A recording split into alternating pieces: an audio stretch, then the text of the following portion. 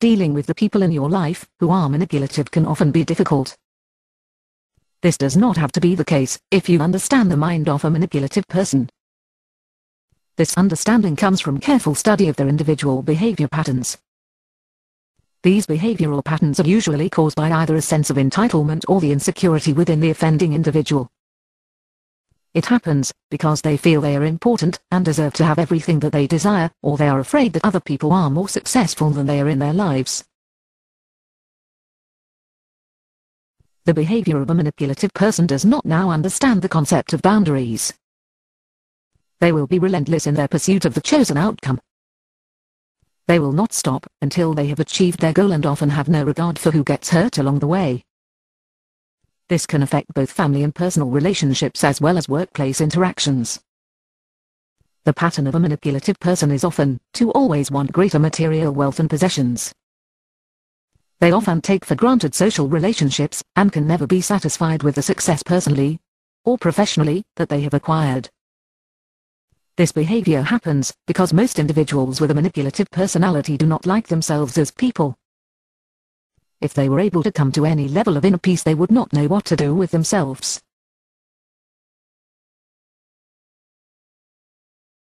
Setting proper personal boundaries with manipulative individuals is essential to surviving such relationship. If you do not assert your personal power to say no, you will become just another victim. Manipulative individuals often thrive on the power gathered from controlling the emotions and actions of other people. If you show that he will not be controlled, they lose their power, and in some instances, learn at least a certain amount of humility. Compromising with such an individual is not advisable. They will immediately begin trying to find a way to rework the conversation in order to get the desired outcome. Keeping contact with manipulative individuals is not a necessity. In fact, in most cases it is best to go on with your life, as if they cannot affect your emotions. This way the message is sent that their behavior will not be tolerated. If this tough love approach is employed long enough by a significant amount of people, the offending individual may feel the need to change to the more acceptable method of social interaction. Another type of manipulation is the assertion of superior intellect. These individuals using this method will try to make you feel inferior to them, so they can gain control of your thinking patterns and decision-making processes. Such people require a clear vision to combat. You must have a significant amount of self-confidence and the ability to stand up for your conviction. Once again, these people are insecure with their own level of intelligence and try to bring inflation to their own importance in social and business situations. When they are questioned on details, their confident nature is often quick to fall away.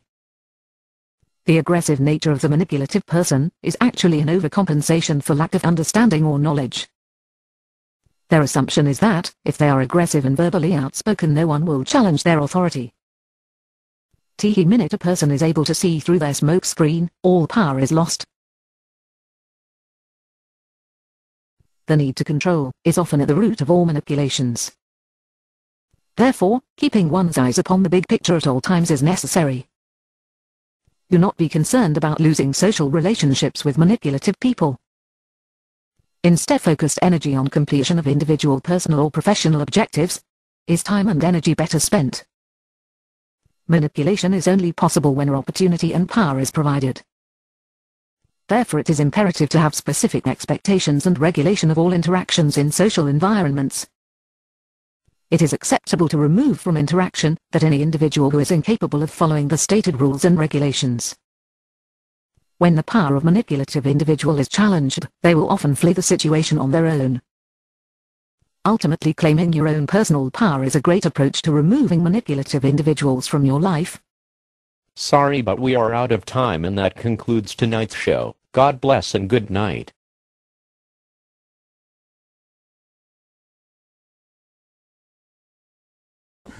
They'll go anywhere else. They'll try and take you anywhere else. So that when you ask a direct question, you should wait for a direct question. You know what they do? They say, what do you think about it? So you say, what do you think about this? And they go, well, what do you think? Is that a manipulator? Is that a tip right away? That's a tip. They're good at putting you on the defensive. They may come up with a rationalization for their behavior that just sounds so wonderful.